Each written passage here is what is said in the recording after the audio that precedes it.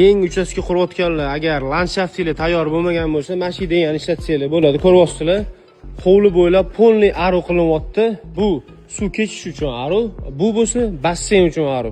Ya'ni mamlatlarda bunday oynalar bo'ladi. Ertaga bitgandan keyin mana bularni polniy keramik granit yoki toshdan shipka qilib beramiz. Mamlatlarda mana mostlar, kichkina mostlar qilib qo'yilgan, mashlardan suv o'tib, polniy hovli bo'ylab giraylanib borib, bu naryoqda vodopad bor. Vodopoddan tushgan suv polniy hovli bo'ylab aylanadi, ya'ni hovlini shamollatadi. Qalay ideyaga bitta like bosib qo'yinglar. Uchastkani ko'ryapsizlarmi? Boshqachasi. Men masjidga kelib, mana shunaqa stildagi uchastkani ko'rdim. Men mo'stchani ko'ryapsizlarmi? Boshqacha effekt bo'ladi. Mamlatlarda bunday oynalar, mamlatlarda balonlar suzib yuradi bor-ku.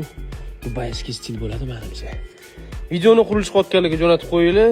Agar mabodo landshaft hali ham ulgurmagan bo'lsangiz, mana shu sistemani qo'llasanglar bo'ladi. Boshqacha sistema bo'ladi lekin.